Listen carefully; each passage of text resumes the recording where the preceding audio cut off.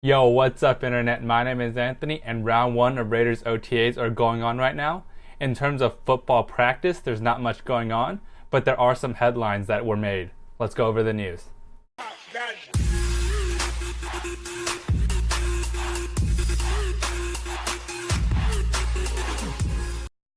In perhaps the biggest news of the day, Carr said that if fans don't follow the Raiders if they move to Vegas, quote, I don't really believe that they're true fans. In one sense, that's true. Raiders fans stay Raider fans no matter what. But at the same time, this is a really stupid comment to make. This city has supported the Raiders when they're putting out a poor product on the field. Last year was the first time the Raiders made the playoffs in over 10 years. This team is staying in Oakland for at least another 2 years. Derek Carr needs to be the voice and leader that unites the city and its fan base. If nothing else, Derek Carr needs fans to show up for the games. The next 2 seasons are lame duck seasons in Oakland. Everyone knows that their team is leaving in 2 years, and many fans aren't willing to spend the money to see the Raiders. Bottom line, Derek Carr should not have made these comments. He needs to support the fans like the fans support him. He has since apologized, but he needs to remember that he's the leader and voice of the Raiders. In other Derek Carr news, it looks like he's healthy and ready for the offseason. By all accounts, the break wasn't anything newsworthy.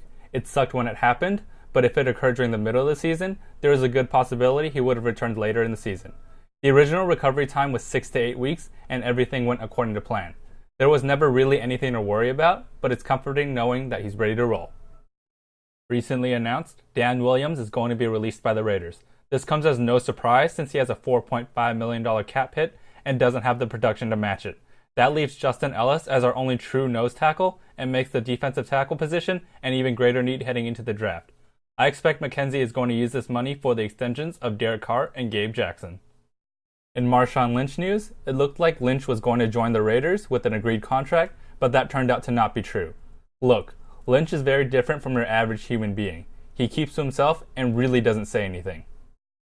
Marshawn Lynch sends out cryptic tweets that make it difficult to understand what he's truly saying. His mom and other reporters can claim he wants to play in Oakland and say something is close to happening, but it's best to take everything with a grain of salt until something becomes official. The NFL draft is likely going to be the deadline for Lynch joining the Raiders. I don't see the Seahawks willing to trade Lynch for a pick that's going to happen next year, and I don't see the Raiders going into the draft not knowing whether or not Lynch is going to join. They need a power running back, and if Lynch isn't on the team, I'm guessing the team is going to draft one, and that is the end of Marshawn Lynch joining Oakland. In smaller news, Denico Autry signed his restricted free agency tender. He was our biggest restricted free agent. He was one of the few defensive linemen who was able to provide pressure. While he wasn't anything special as a lineman, he does have pretty good production. He'll be part of the rotation again this year. All of the Raiders' restricted free agents have been signed. The other notable signing was Seth Roberts. He's our current number 3 receiver, and the Raiders could look to bring in some competition. The other signings include tight end Gabe Holmes and offensive lineman Denver Kirkland.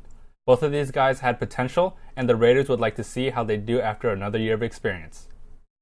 And that does it for Raiders OTA Round 1 news. The only thing newsworthy was Derek Carr's true Raider fan comment. The Raiders are likely geared towards the draft. And thanks for watching, guys. Yeah.